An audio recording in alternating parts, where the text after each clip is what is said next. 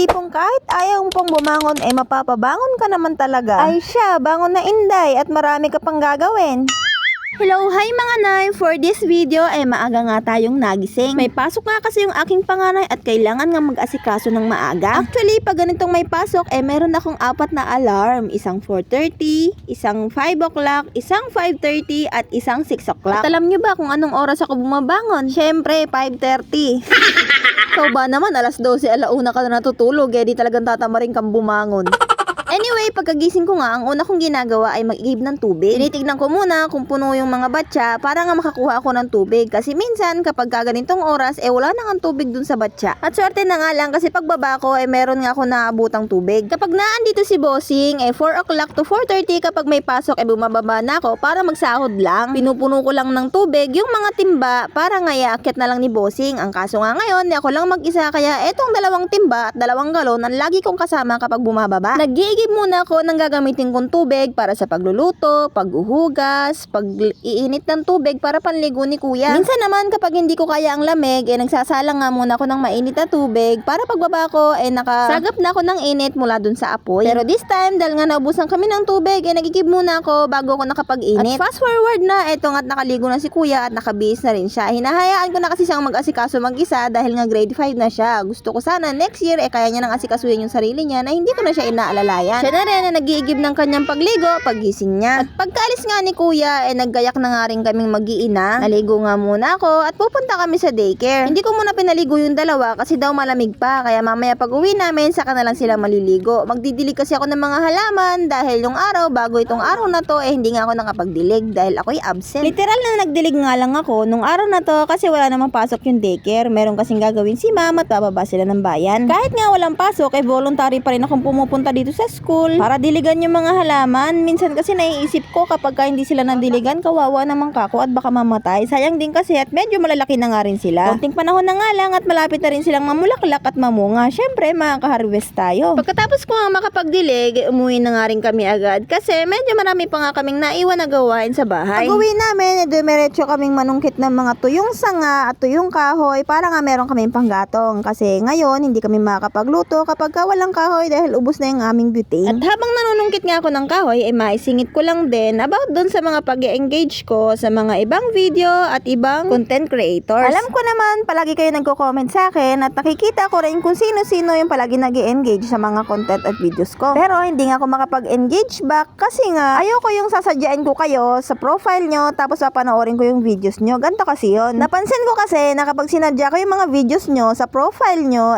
katulad yan, halimbawa may ads na kayo, nawawala yung ads niya. Hindi katulad kapag nakita ko lang yung videos nyo sa newsfeed ko, pagka may ads siya napapanood ko or nakikita ko. Hindi katulad pag sinadya ko siya sa profile nyo, minsan wala na nga siyang ads. Yun kasi yung napansin ko kapag nanonood ako ng mga videos ng ibang content creator. Syempre gusto ko rin makipag-engage. Yun nga lang kapag meron na silang ads, hindi ko talaga ma-view yung ads nila pag sinadya ko yung video nila dun sa profile nila. Magkaiba naman kasi yung FB tsaka YT, diba? Sa YT, kahit na sinadya mo yung video niya, meron nga siyang lalabas na ads. Ewan ko lang din sa iba kung same ng experience ko kasi ganun yung napansin ko bawat panonood ko ng mga video ng mga ibang content creator. Syempre, nakasubaybay ako dun sa ibang content creator kasi gusto ko talaga yung mga content nila. Pero pagdating sa mga ads at sinadya ko yung video nila sa profile, hindi ko nga mapanood. Sayang din kasing kikitain nila dun. Kaya wag sanang sasama ang loob nyo kung hindi ako nakakapag-engage back kasi nga gusto ko dumaan siya sa newsfeed ko at dun ko siya papanoorin. Wala naman po ako nilalagpasan na video, pinapanood ko kasi talaga lahat. Nag-engage din naman ako kapag meron akong gustong i-comment, pero kapag wala akong gustong i-comment, pinapanood ko lang talaga siya. Minsan kasi kapag pinanood ko tapos wala akong masabi, hindi na ako nagko-comment, ilalike ko na lang siya o kaya pinapanood ko na lang siya ng buo. Ganun lang ako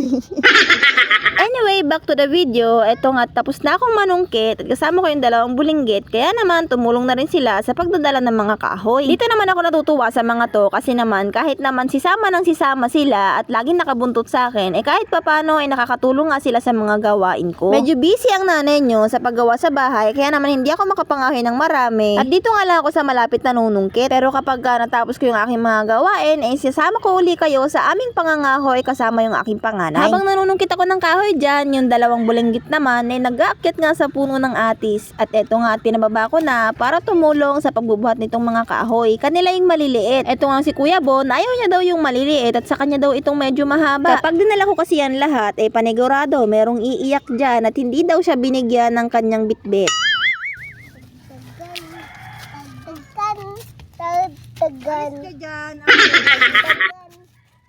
Eto nga at paakyat na rin kami pa uwi para nga kami makapagluto ng aming kanin.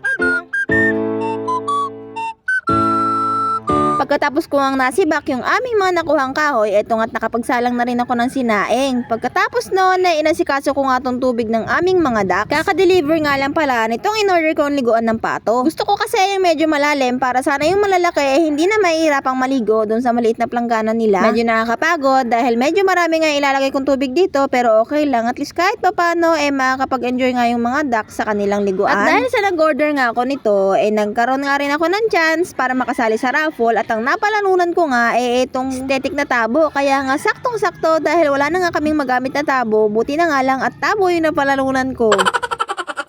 Anyway, nahalata nyo ba na halos wala naman akong magawa? Kasi nitong mga oras na to, tanghali na. Ganda talaga ako kapag medyo marami akong ginawa kahapon, hinahanap ko nga yung kondisyon ng katawan ko para gumawa nga uli ngayong araw. After nito at nakakain na kami, patutulugin ko naman nga yung mga bagets. Sana lang pagkatulog ng mga bagets, makagawa nga ako. Pero usually kasi kapag hindi ko kaya, talagang sinasabayan ko yung mga bata sa pagtulog. Bahala yan yung mga gawain na yan, day. Basta ako matutulog. Buti pa yung duck ko, ang sarap na ng ligo. Anyway, yun lang po muna for this video. Hanggang sa susunod po. Thank you for watching.